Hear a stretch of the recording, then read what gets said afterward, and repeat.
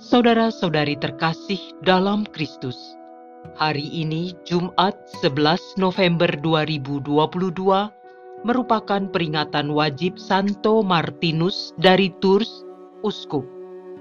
Bacaan dibawakan oleh Luisa Valencia, Mazmur dilantunkan oleh Lydia Hanafi, dan renungan ditulis oleh Sandi Kusuma.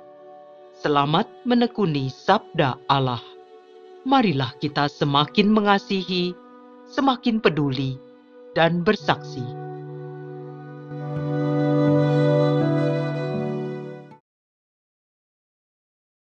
Marilah kita berdoa.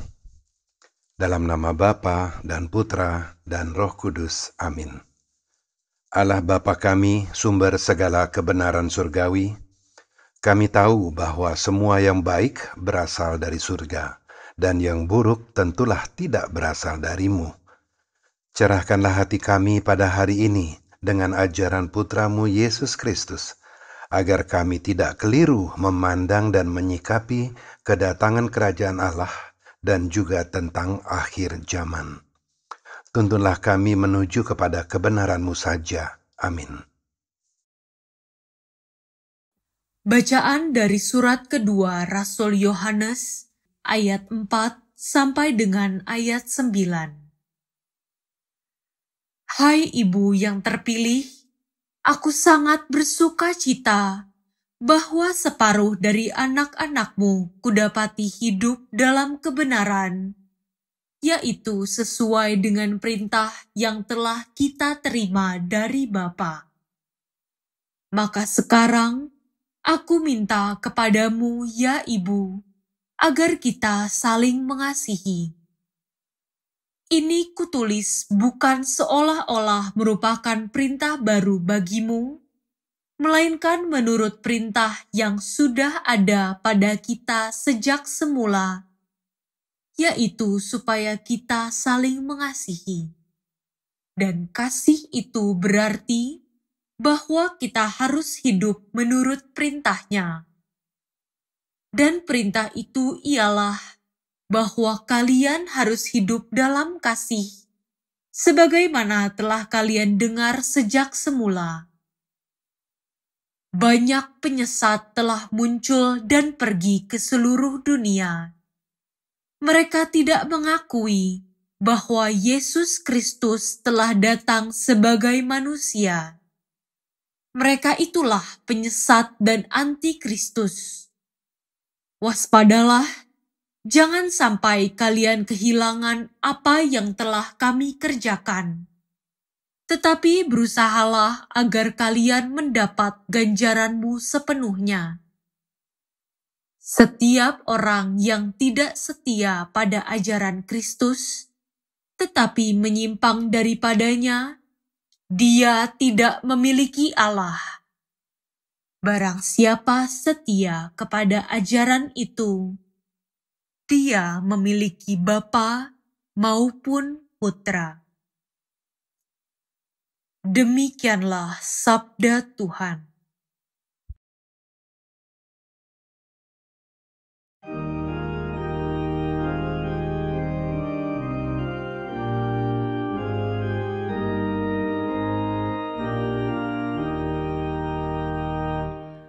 Berbahagialah orang yang hidup menurut hukum Tuhan.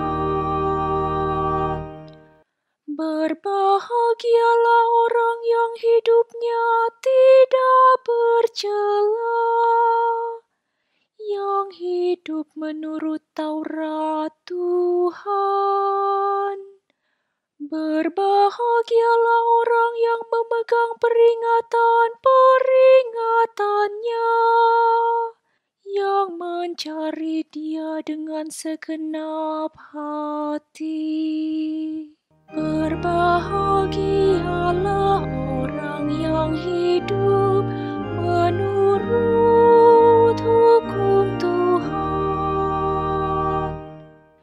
Dengan segenap hatiku aku mencari Engkau. Jangan jangan biarkan aku menyimpang dari perintah-Mu. Dalam hatiku aku menyimpan janji-Mu, supaya aku jangan berdosa terhadap Engkau. Berbahagialah orang yang hidup menurut hukum Tuhan. Lakukanlah kebajikan kepada hamba-Mu ini, supaya aku hidup. Dan aku hendak berpegang pada firman-Mu. Singkapkanlah mataku, supaya aku memandang keajaiban-keajaiban dari hukum-Mu. Berbahagialah orang yang hidup menurut hukum Tuhan.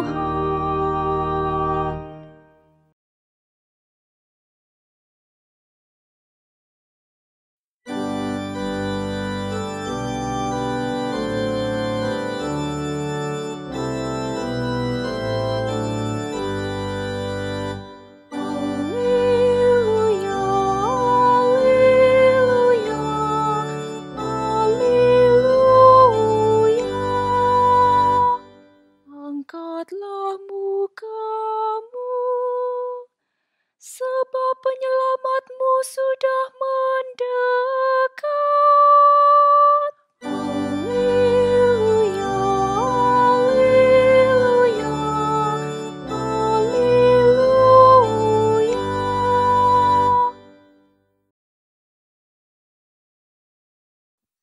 Inilah Injil suci menurut Lukas, bab 17 ayat 26 sampai dengan ayat 37. Pada suatu ketika, Yesus bersabda kepada murid-muridnya, "Sebagaimana halnya pada zaman Nuh, demikian pula kelak pada hari Anak Manusia. Pada zaman Nuh itu, orang-orang makan dan minum, kawin dan dikawinkan, sampai pada hari Nuh masuk ke dalam bahtera. Lalu datanglah air bah dan membinasakan mereka semua. Demikian pula yang terjadi pada zaman Lot. Mereka makan dan minum, membeli dan menjual, menanam dan membangun, sampai pada hari Lot keluar dari Sodom. Lalu turunlah hujan api dan belerang dari langit dan membinasakan mereka semua. Demikianlah halnya kelak pada hari Anak Manusia menyatakan diri. Pada hari itu, barang siapa sedang ada di peranginan di atas rumah, janganlah ia turun untuk mengambil barang-barang di dalam rumah. Demikian pula yang sedang berada di ladang, janganlah ia pulang. Ingatlah akan istri Lot. Barang siapa berusaha memelihara nyawanya, ia akan kehilangan nyawanya, dan barang siapa kehilangan nyawanya, ia akan menyelamatkannya. Aku berkata kepadamu, pada malam itu, kalau ada 2 orang di atas ranjang, yang satu akan dibawa dan yang lain akan ditinggalkan. Kalau ada 2 orang wanita yang sedang bersama-sama mengilang, yang seorang akan dibawa dan yang lain akan ditinggalkan." Para murid lalu bertanya, "Di mana Tuhan?" Yesus menjawab, "Di mana ada mayat, di situ berkerumun burung nasar." Demikianlah sabda Tuhan.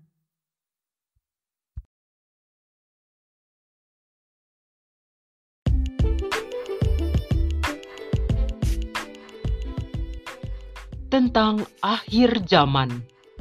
Renungan dibawakan oleh Sandi Kusuma.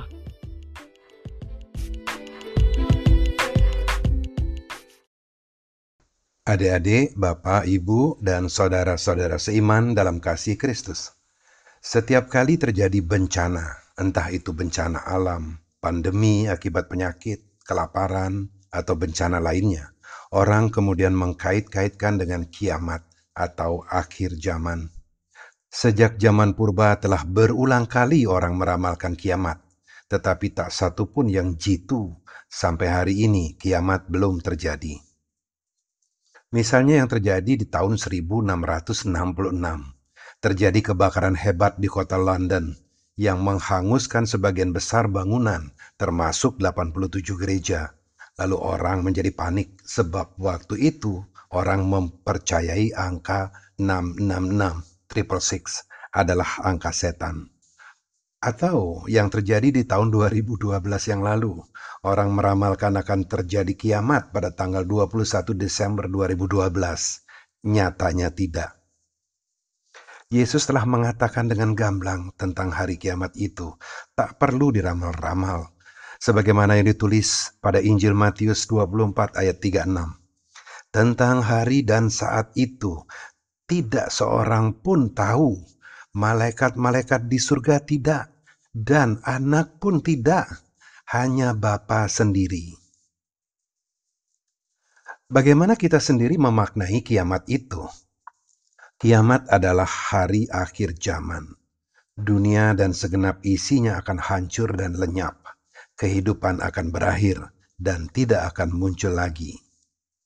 Tetapi ada juga yang mempercayai kalau kiamat itu peleburan untuk memulai kehidupan yang baru.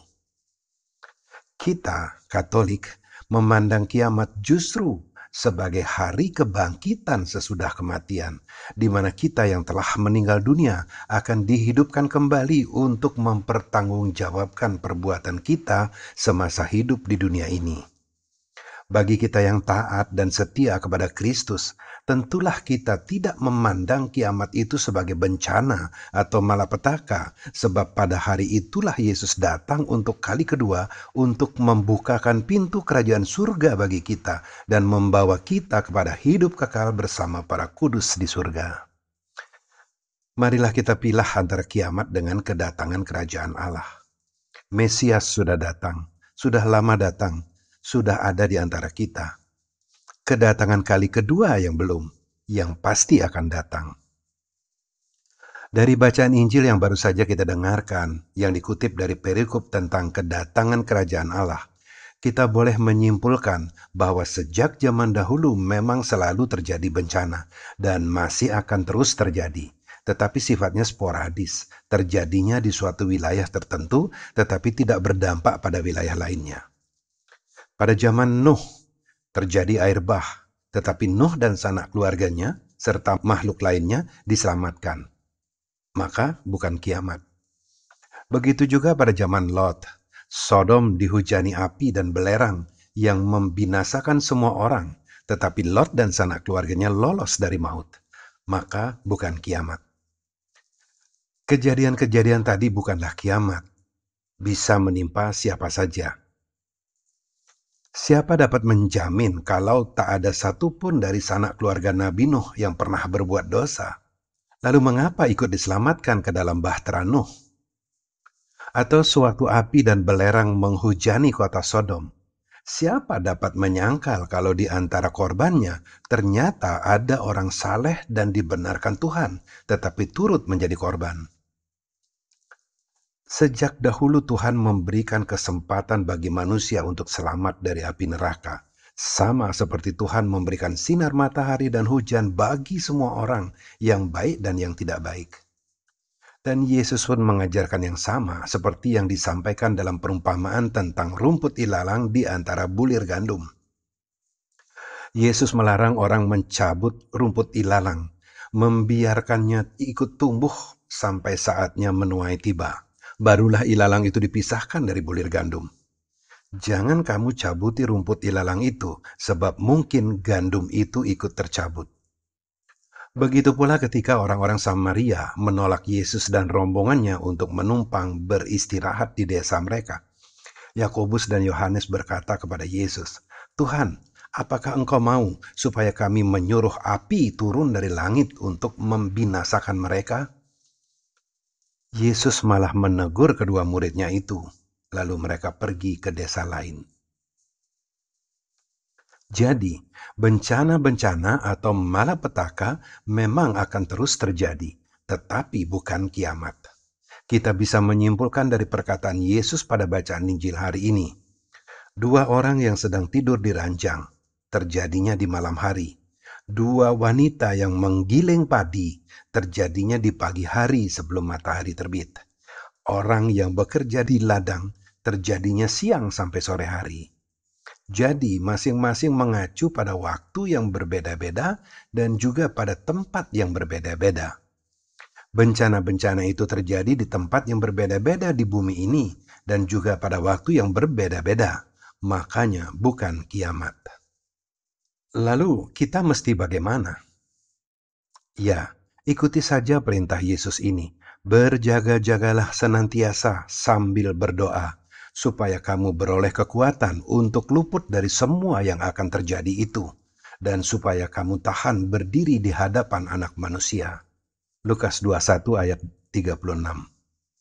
Jagalah agar kita luput dari perbuatan dosa. Jagai hati kita agar bersih dari noda dosa. Seandainya pun terjadi kita terjatuh ke dalam dosa, yang namanya terjatuh tentu bukan keinginan kita. Maka bergegaslah untuk bertobat. Jangan menunggu Natal atau Paskah baru bertobat, sebab kita tidak tahu kapan akhir zaman akan tiba. Adik-adik, Bapak Ibu, dan saudara-saudara seiman dalam kasih Kristus, marilah kita akhiri renungan ini dengan berdoa bersama. Ya Allah Bapa junjungan kami, tentu saja kami lebih mempercayai Yesus Kristus daripada ramalan-ramalan manusia tentang akhir zaman itu, bahwa hanya Engkau saja yang mengetahui kapan hari itu tiba. Namun demikian, kami berharap agar Engkau berkenan memberi lagi kesempatan kepada kami untuk membersihkan sisa-sisa noda dosa yang masih ada di dalam jiwa kami. Kami tahu Engkau telah memberikannya, dan kami percaya Engkau akan memberikannya kembali kesempatan pertobatan itu. Kami berdoa kepadamu di dalam iman kami kepada Yesus Kristus, Tuhan dan pengantara kami. Amin. Dalam nama Bapa dan Putra dan Roh Kudus. Amin.